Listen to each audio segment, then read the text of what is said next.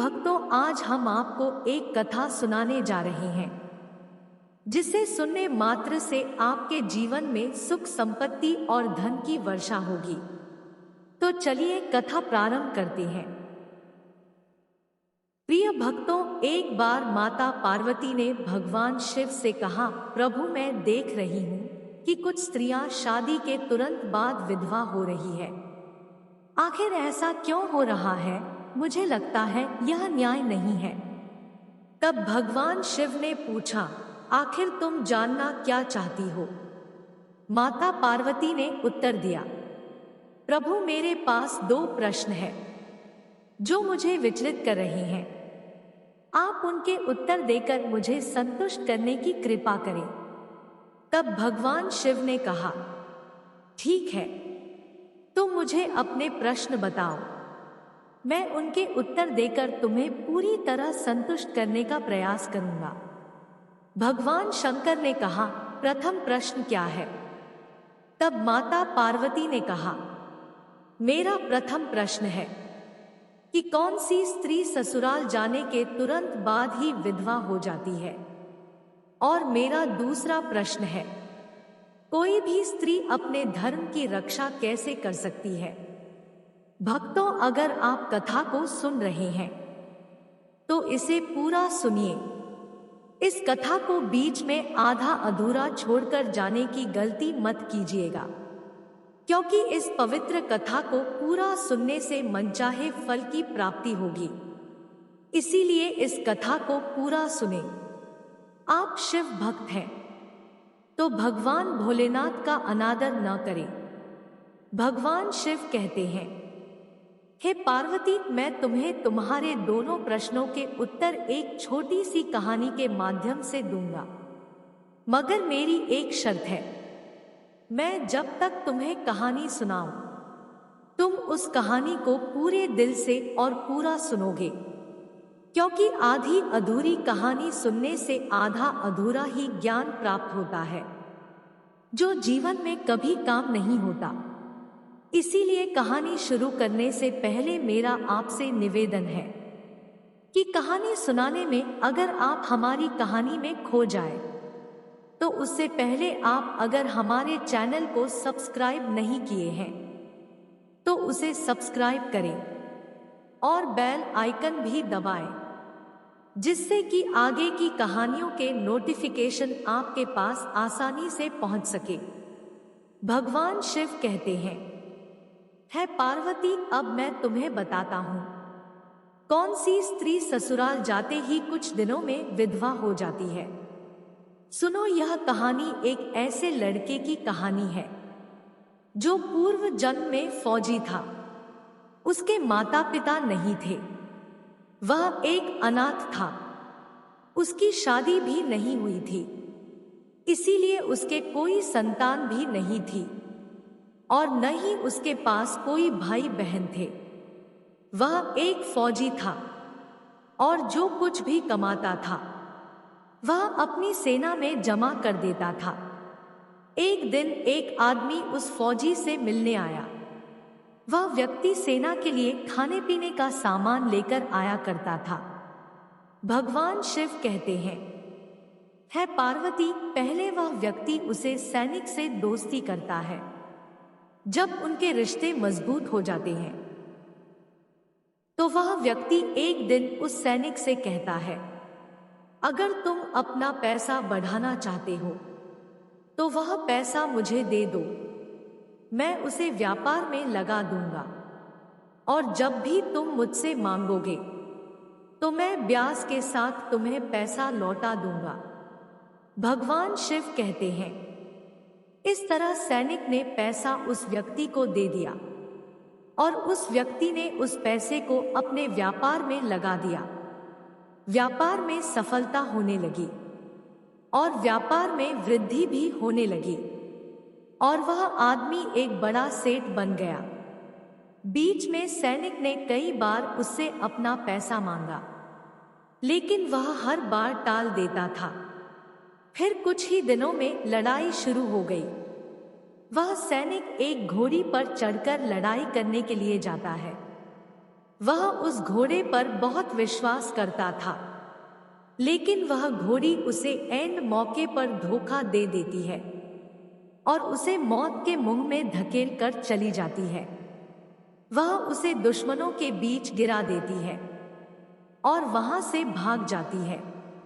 भगवान शिव कहते हैं, पार्वती, वह सैनिक जैसे ही घोड़े पर सवार होकर अपने दुश्मनों के पास पहुंचा, वहां पर एक खतरनाक हमला हुआ।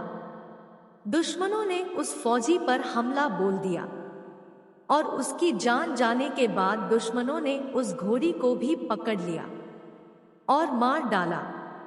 जब सेठ को पता चला कि वह फौजी मर गया है, तब वह बहुत खुश हुआ और वह खुश हो गया कि अब उसे पैसे देने के लिए चिंता नहीं करनी पड़ेगी और उसे व्यापार में मदद मिलेगी। उसका व्यापार बढ़ेगा। फौजी की कोई भी रिश्तेदार नहीं थे जिन्हें वह उनका पैसा लौटा सके, इसीलिए वह धन को देखकर बहुत खुश था। अब समय धीरे धीरे बीत रहा था। कुछ दिनों के बाद सेठ जी के घर में एक लड़का पैदा हुआ। फिर सेठ जी की खुशियों का कोई ठिकाना ही नहीं था। वह बार बार भगवान को धन्यवाद देने लगा कि हे प्रभु, आपकी लीला अपरंपार है। आपने मुझे सब कुछ दिया है। अब मेरे पास बहुत पैसा है, बड़े बड़े कारोबार भी हो गए हैं और पैसा लेने वाला फौजी भी मर गया है। सेठ बहुत खुश था। वह मन ही मन बोला कि अब मैं अपने बेटे को खूब पढ़ाऊंगा और वह पढ़ लिख कर बहुत ही समझदार और अच्छा व्यक्ति बनेगा। भगवान शिव ने माता पार्वती से कहा, पार्वती, जब सेठ का लड़का थोड़ा बड़ा हुआ तो सेठ ने अपने लड़के को खूब पढ़ाया लिखाया और उस पर खूब पैसा खर्च किया। फिर एक दिन जब सेठ का लड़का पढ़ लिख कर बड़ा आदमी बन गया, सब सेठ ने सोचा कि अब मेरा लड़का पढ़ लिख कर बड़ा हो गया है, वह अब इतना बड़ा हो गया है कि अब उसकी शादी कर देनी चाहिए। अब मेरा कारोबार भी आसानी से संभाल सकता है। भगवान शिव कहते हैं कि पार्वती, अब हम बताते हैं कि उस सेठ के बेटे की शादी कैसे हुई। एक दिन उस देश के राजा ने ऐलान किया, मैं अपनी बेटी का विवाह उस आदमी से कर दूंगा जो मेरे राज्य में आए हुए संकट को टाल देगा। संकट यह था कि वहां पर एक विशाल राक्षस रहता था और वह राक्षस सभी लोगों को मार रहा था। एक दिन राजा अपने सैनिकों के साथ उस राक्षस से युद्ध करने के लिए निकले, लेकिन उस राक्षस ने सैनिकों को मार दिया और राजा को भी बंदी बना लिया।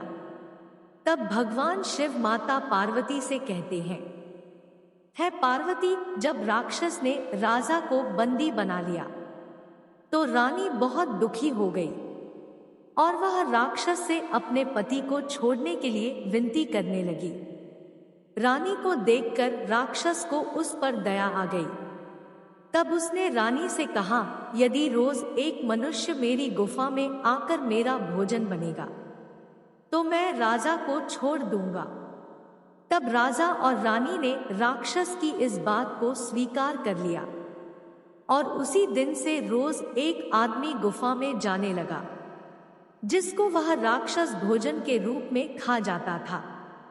धीरे धीरे लोगों ने यह कहना प्रारंभ कर दिया कि महाराज, यदि इस तरह से हम रोज जाएंगे तो धीरे धीरे हमारी प्रजा समाप्त हो जाएगी। तब राजा ने नगर में घोषणा करवाई कि जो व्यक्ति उस राक्षस को मार देगा, मैं उसकी शादी अपनी बेटी से कर दूंगा। भगवान शिव कहते हैं, पार्वती, राजा के द्वारा की गई घोषणा सभी राज्यों तक पहुंची और दूर दूर से राजकुमार जाकर राक्षस से लड़ने लगे, लेकिन सभी मारे गए। यह खबर सेठ के बेटे के पास भी पहुंची। तब सेठ के लड़के ने बहुत सोचा, अगर मैं उस राक्षस को मार दूंगा तो राजकुमारी से मेरी शादी हो जाएगी और मैं राज्य का उत्तराधिकारी भी बन जाऊंगा। ऐसा सोचकर सेठ का लड़का सीधे राजा के पास गया और राजा को सब कुछ बताया। तब राजा ने उसे राक्षस को मारने की आज्ञा दे दी और वह कुछ रोटी बांधकर जंगल की तरफ निकल पड़ा। जंगल बहुत घना और बड़ा था। चलते चलते उसे भूख लगने लगी। वह एक पेड़ की छांव में बैठकर रोटी खाने लगा, लेकिन जैसे ही उसने रोटी का टुकड़ा तोड़ा, एक बूढ़ी औरत उसके सामने आ गई और बोली, बेटा मुझे बहुत भूख लगी है। भगवान शिव कहते हैं, हे पार्वती, उस बूढ़ी महिला की बात सुनकर उस युवक ने अपना खाना उस महिला को दे दिया। खाना खाने के बाद उस बुढ़िया ने उस युवक से पूछा कि तुम इस घने जंगल में कहाँ जा रहे हो। तब उस युवक ने अपनी सारी बात बता दी कि कैसे वह राक्षस को मारने जा रहा है। वह बुढ़िया सच में एक जादूगरनी थी। उसके पति की मौत उस राक्षस के द्वारा हुई थी, इसीलिए वह भी उस राक्षस से प्रतिशोध लेना चाहती थी। तब उस बुढ़िया ने उस लड़के को एक ताबीज दिया और कहा, तुम इसे अपनी बाजू में बांध लो। तुम इस राक्षस को ऐसे नहीं मार सकते। इस राक्षस की जान एक तोते में है। तुम्हें उस तोते को मारना होगा। वह तोता एक दूर जंगल में एक बड़े पेड़ पर एक पिंजरे में बंद है और उसकी रक्षा वहां चारों तरफ से सांप करते हैं। अगर यह ताबीज तुम्हारे हाथ में बंधा होगा तो वह सांप तुम्हारा कुछ भी नहीं बिगाड़ पाएंगे और तुम आसानी से तोते को पिंजरे से निकालकर मार सकते हो। बाकी तुम्हें जो सही लगे तुम वह करना। फिर उस सेठ के लड़के ने उस बूढ़ी मां से वह ताबीज ले लिया और अपने हाथ में बांध लिया। उसके बाद वह उस पेड़ की खोज में निकल पड़ा। उसे कुछ दूर जाने के बाद वह पेड़ मिल गया। जैसे ही वह वहां पहुंच, सांपों ने उस पर हमला कर दिया, लेकिन ताबीज की वजह से वह सांप उसका कुछ भी नहीं बिगाड़ सके। फिर सेठ के लड़के ने उस तोते को खोलकर अपने पास बांध लिया। रास्ते में उसे वह वृद्ध महिला फिर से मिल गई।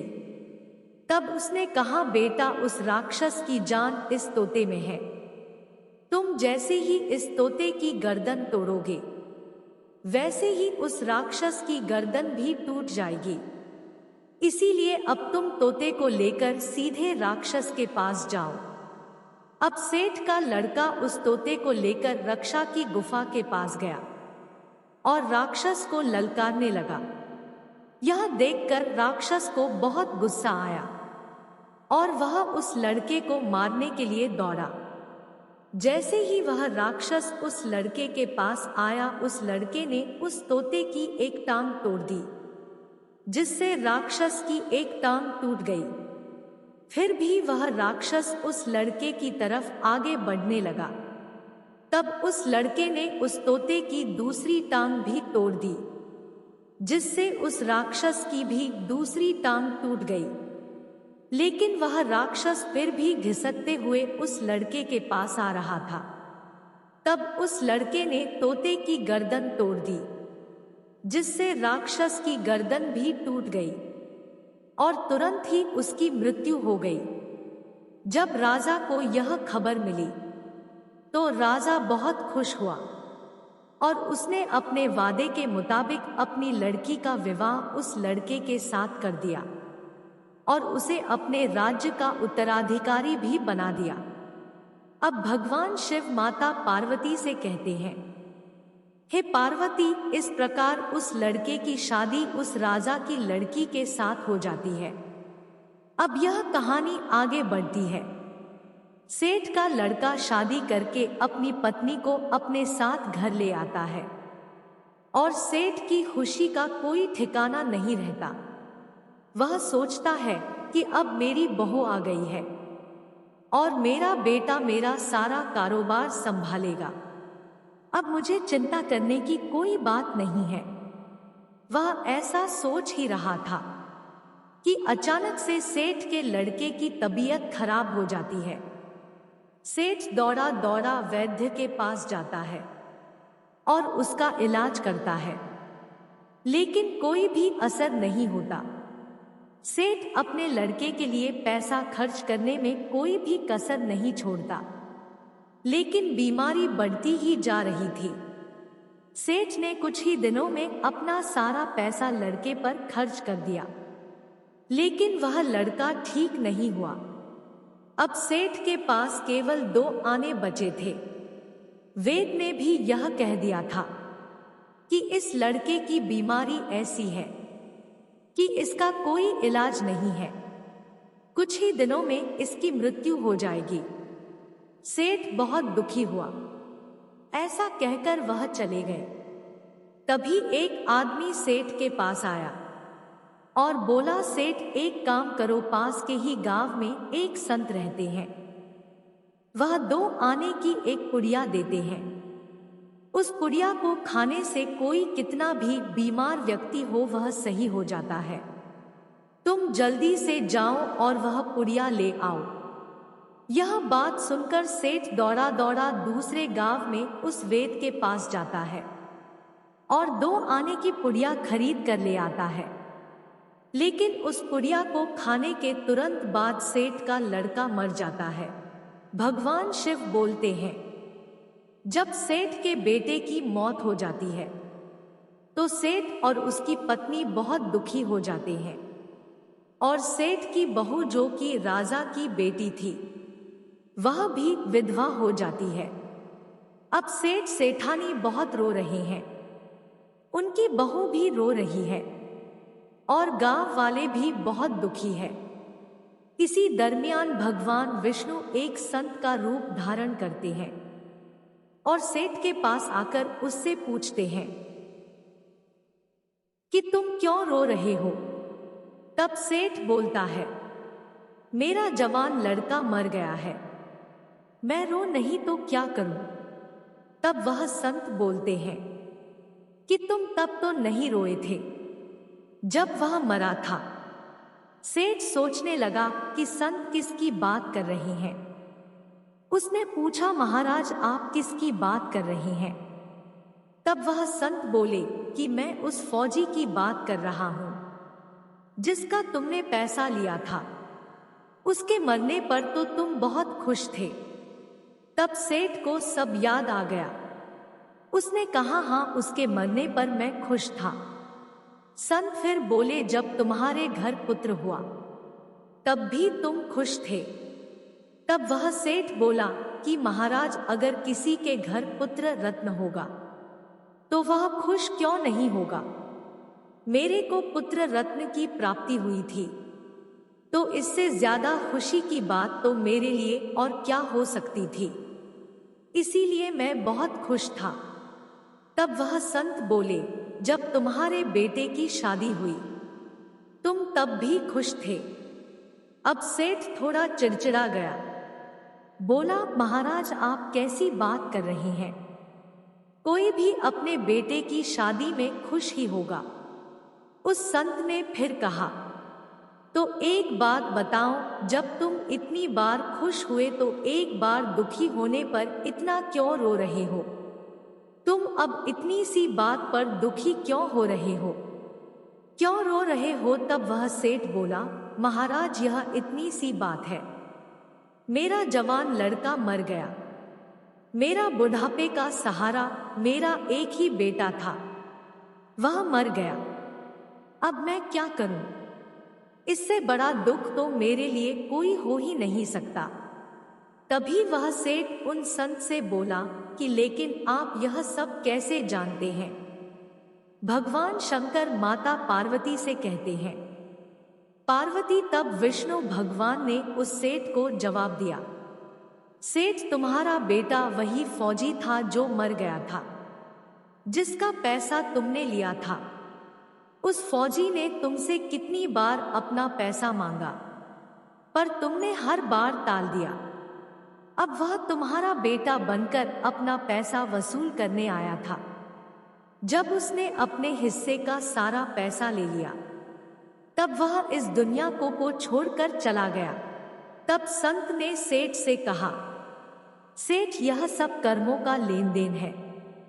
तब सेठ बोला, यह सही है कि उसके साथ मेरा हिसाब बाकी था, लेकिन आप यह बताओ कि मेरे घर में यह जवान बहू रो रही है, उसका और इसका क्या लेन देन था? क्यों वह इसे ऐसे धोखा देकर गया? तब वह संत बोले, सेठ, उसकी यह पत्नी वही घोड़ी है जिसने उसे उस समय धोखा देकर मौत के मुंह में गिरा दिया था और वहां से भाग गई थी, लेकिन उसे भी उसी समय मौत के घाट उतार दिया गया था। आज वह इसकी पत्नी के रूप में आकर यह जीवन भोग रही है।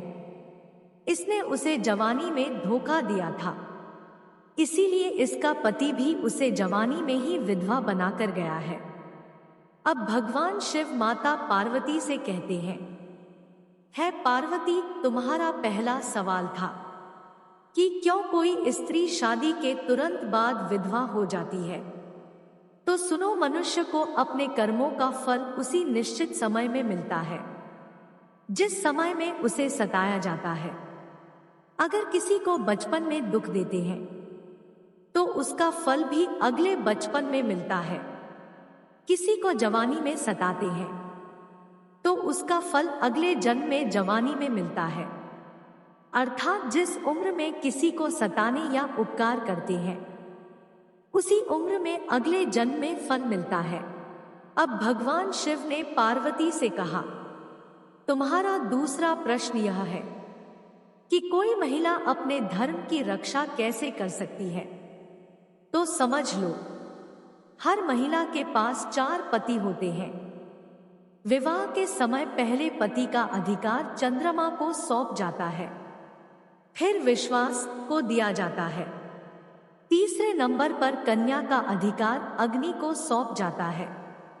चौथे नंबर पर कन्या का अधिकार पति को सौंप जाता है। अगर कोई भी महिला चंद्रमा, विश्वास और अग्नि को साक्षी मानकर अपने पति की पूर्ण निष्ठा से सेवा करती है, तो उसका धर्म कोई नष्ट नहीं कर सकता। इसीलिए हर महिला को अपने पति की पूर्ण निष्ठा के साथ सेवा करना चाहिए। दोस्तों, अगर इस कहानी को सुनाते समय कोई गलती हो गई हो तो उसके लिए मुझे क्षमा करें। धन्यवाद।